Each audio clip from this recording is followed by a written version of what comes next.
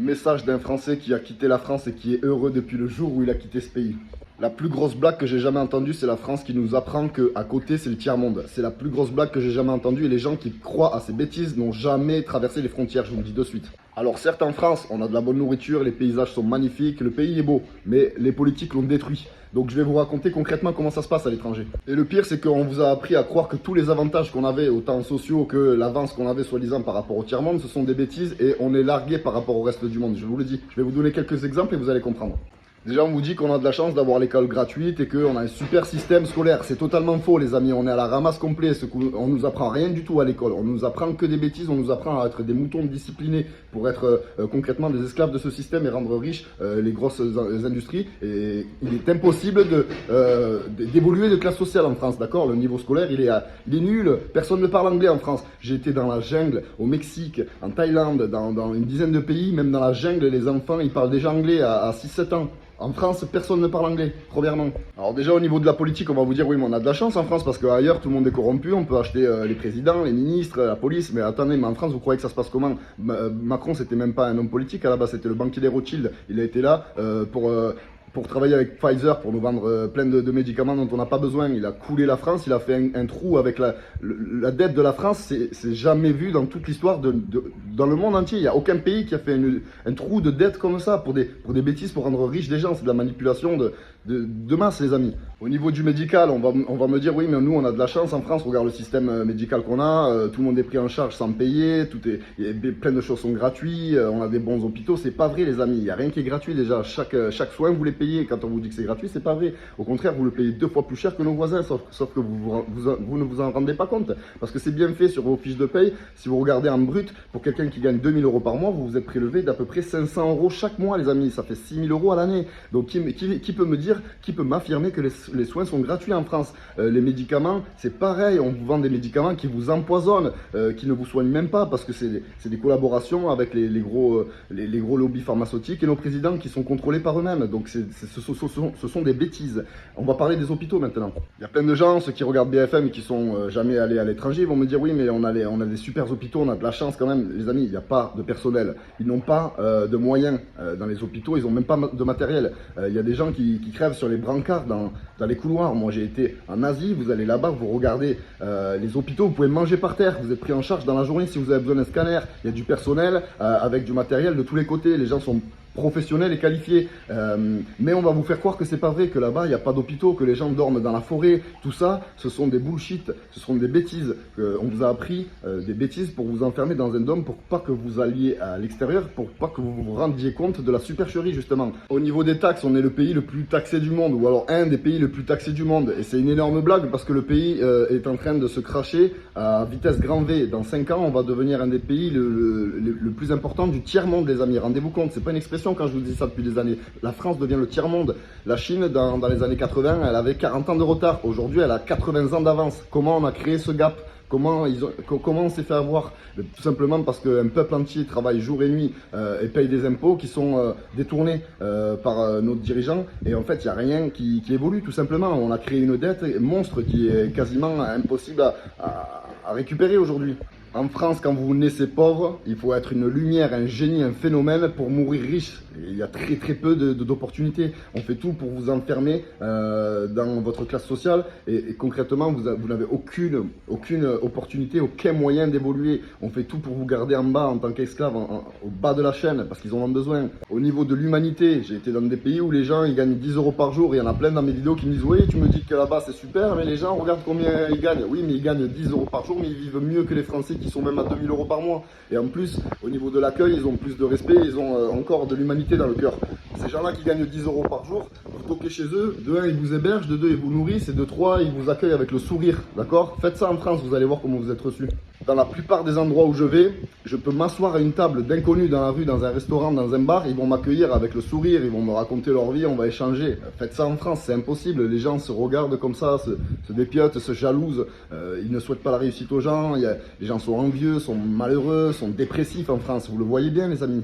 Je vous mets le défi, hein, allez à la campagne le soir et toquer chez les gens. On va voir si vous demandez le couvert et à être hébergé. On va voir comment vous êtes reçus. Ils vont vous sortir le fusil en France. Et puis c'est pareil, on a plein de préjugés. En France, si même moi je marche derrière une vieille dame, elle va s'accrocher à son sac, elle va devenir paranoïaque. Tellement on lui a bourré le cerveau de bêtises. Alors certes, il y a beaucoup de criminalité en France, hein, je ne vais pas vous dire le contraire, mais la plupart du temps, c'est des manipulations de masse avec les infos, les médias, les journaux, les séries télé, tout ça c'est calculé, c'est organisé les amis.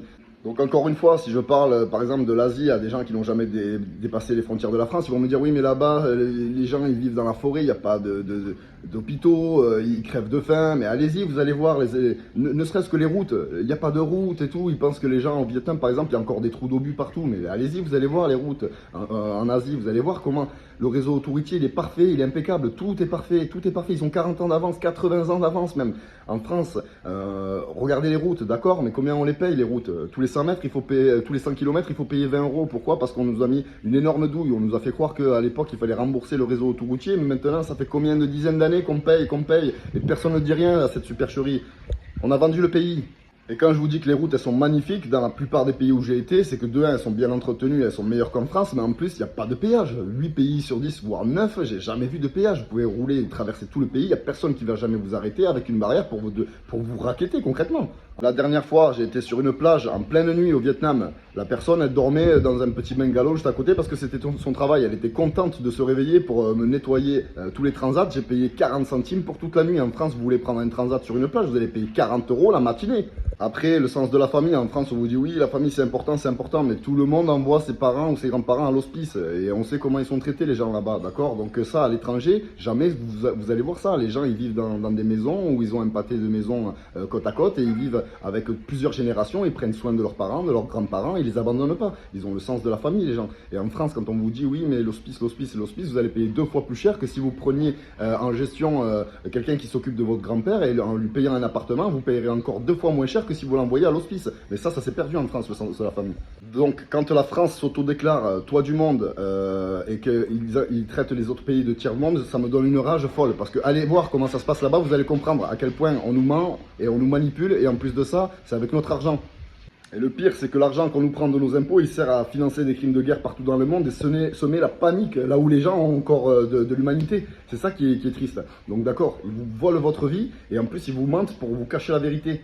Et tous les gens qui lâchent des commentaires en disant c'est pas vrai, qu'est-ce qu'il raconte ce jeune homme, vous dites ça parce que vous avez aucun point de comparaison parce que vous n'avez pas voyagé, tout simplement parce que vous êtes fait avoir par l'État, par un métro boulot dodo, qui vous a fait croire que vous alliez avoir une retraite et pouvoir profiter après, ce qui est totalement faux parce que vous allez être malade à cause du train de vie qu'ils vous ont fait mener. Après, on va vous dire il vous faut des médicaments, ces médicaments ils vont vous rendre encore plus malade. Mais après, on va vous dire bah attends, fais-toi plaisir, décompresse un peu de ta semaine de travail, va manger un petit snack, un petit fast-food. Mais ça, c'est pareil, la nourriture elle est empoisonnée. Donc, on vit dans un Truman Show, les amis. Moi, ça me met les nerfs parce que ils sont en train de voler votre vie, d'accord? Ils sont en train de vous mentir et vous n'avez aucune idée de à quoi ressemble le monde. Et les gens qui vont critiquer dans les commentaires, ce sont des gens qui sont malheureux, qui n'ont souvent pas réussi leur vie. Donc nos dirigeants, ils ont vendu la France. Même vous les voyez, les agriculteurs, ils n'ont plus de quoi tenir. Tout s'écroule en France, tout s'écroule. Et du coup, on est obligé d'acheter à l'étranger alors qu'on pourrait produire en France. Mais qu'est-ce que c'est? C'est fait pourquoi ça? C'est fait parce que c'est des accords qui rendent riches certaines personnes qui tirent les ficelles.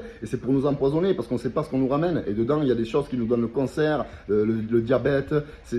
On vit dans un monde, c'est complètement fou. S'il vous plaît, ouvrez les yeux. Donc je le répète, les gens qui vont laisser des commentaires en disant c'est pas vrai, qu'est-ce qu'il raconte ce jeune homme, c'est parce que vous n'avez pas de point de comparaison. Pourquoi? Parce qu'on vous a menti, on vous a contrôlé. Donc en fait, concrètement, vous n'êtes pas heureux, vous ne savez pas de quoi vous parlez et concrètement, vous réalisez peut-être à l'heure actuelle que vous vous êtes fait berner toute votre vie, ça vous fait mal au cœur. Mais ces gens-là, ils vous ont volé votre vie. Voilà la vérité. Avant qu'il soit trop tard, commencez à prendre des avions, voyagez et sauvez votre peau. Je vous le dis, cassez-vous de la France, fuyez, prenez femmes et enfants, faites votre valise et barrez-vous. Prenez un billet d'avion, ne me dites pas, oui, je fais un plan, je compte le faire, je cherche un CDI pour économiser pendant 3 ans, ce sera trop tard. L'euro numérique, il arrive, ils vont vous contrôler. Ils commencent à dire en France qu'ils vont vous interdire de prendre plus de 4 avions dans votre vie. Vous vous rendez compte? Je ne sais pas si vous êtes au courant, hein, il y en a plein qui ne vont pas me croire, mais attendez, je vais vous traiter les sujets, là, dans pas longtemps, je vais tout vous expliquer. Hein. Donc pensez à mettre un like, les amis, pour le référencement. Commentez commentez dans la section des commentaires pour qu'on débatte tous ensemble. Et vous allez peut-être avoir d'autres sons de cloche de gens qui ont voyagé. D'ailleurs, ceux qui ont voyagé et qui savent de quoi je parle, n'hésitez pas à dire dans les commentaires comment ça se passe à l'étranger. Ouvrons les yeux des gens et restons unis, s'il vous plaît, plutôt que de se diviser pour des gens qui sont vos bourreaux et que vous alimentez chaque jour quand vous vous réveillez, que vous allez travailler comme un bon Français parce qu'ils prennent votre argent pour vous assassiner. C'est ça la vérité. C'était le message d'un Français qui a quitté la France et qui est heureux depuis le jour où il a quitté la France. Prenez soin de vous, les amis. Ciao.